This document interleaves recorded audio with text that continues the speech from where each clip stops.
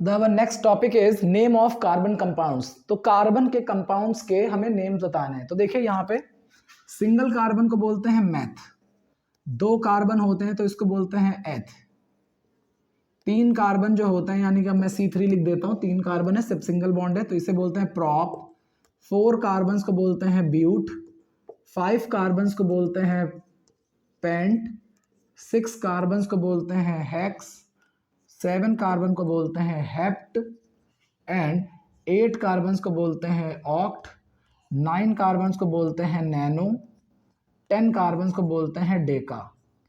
इससे भी आगे होते हैं लेकिन आपके में जनरली 7 तक पे ही रहेंगे। ये भी हमारे पास कभी आए नहीं हैं, आप 7 तक के नाम को बहुत अच्छे से समझिएगा।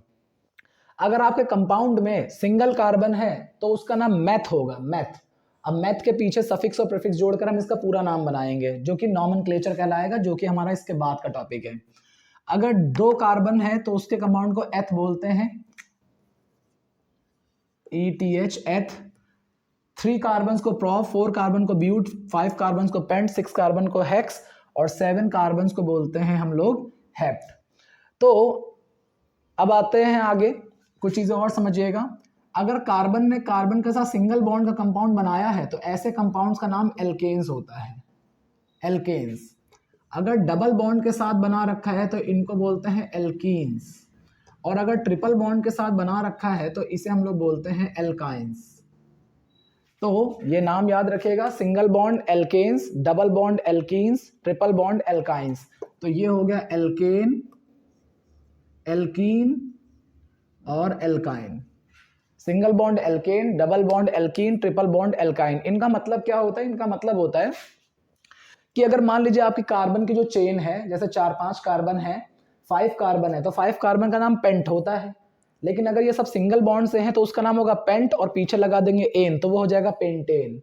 उसी तरीके से डबल बॉन्ड में अगर होता तो पेंटीन, और अगर ट्रिपल बॉन्ड के साथ कार्बन की काउंटिंग होती तो उसका नाम होता है पेंटाइन। तो पूरी चेन में एक डबल बॉन्ड या एक ट्रिपल बॉन्ड आने पे हम लोग पीछे के सफिक्स ये जोड़ेंगे ENE या YNE।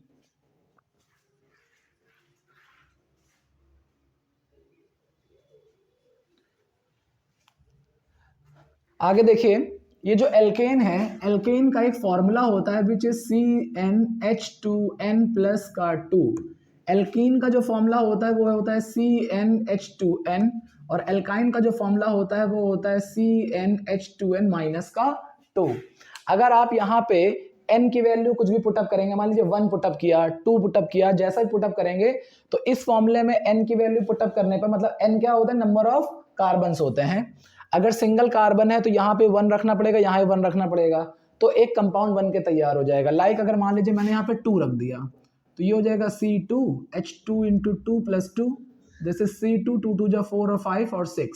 तो यहाँ पे 2 कार्बन्स का एक कंपाउंड बनेगा। ठीक है, तो इस तरह से हम लोग कंपाउंड बनाते हैं। ठीक है, इसका जो नाम होगा उसका नाम होगा एथेन। लेकिन अभी हम लोग इसको बनाना सीखेंगे, अभी तो बस फॉर्मूला बताया जा रहा है आपको। तो एल्केन, एल्कीन और एल्काइन तीनों के ये फॉर्मूले होते हैं, बहुत ही ध्यान से इनको देख लीजिएगा। Our next topic is homologous series. What is the meaning of homologous series? तो देखिए, homologous series का मतलब होता है difference of carbon and hydrogen in continuous compounds of alkane, alkene and alkynes. ध्यान समझिए क्या कह रहा है ये चीज। कह रहा है कि होमोलोगस सीरीज एक तरीके का डिफरेंस होता है। ठीक है, हमें पता चल जाता है, हम सिर्फ डिफरेंस निकालेंगे और हमें पता चल जाएगा। आप जितने भी टर्म एल्केन के होंगे, अगर एल्केन के एक कंपाउंड के बाद दूसरा कंपाउंड, दूसरे से तीसरा, तीसरे से चौथा, अगर आप कॉन्टिन्यूअस दो कंपाउंड का डिफरेंस निकालेंगे तो आपके पास डिफरेंस आएगा CH2। डिफरेंस कितना आएगा? CH2। अगर CH2 आएगा तो yes it is a homologous series, और अगर नहीं आएगा तो वो होमोलोगस सीरीज नहीं होगी। जैसे कि एग्जांपल दिखाता हूं मैं आपको। जैसे कि मान लीजिए ये लिखा हुआ है C2H6, अगला है C3H8, अगला है C4H10, अगला है C5H12।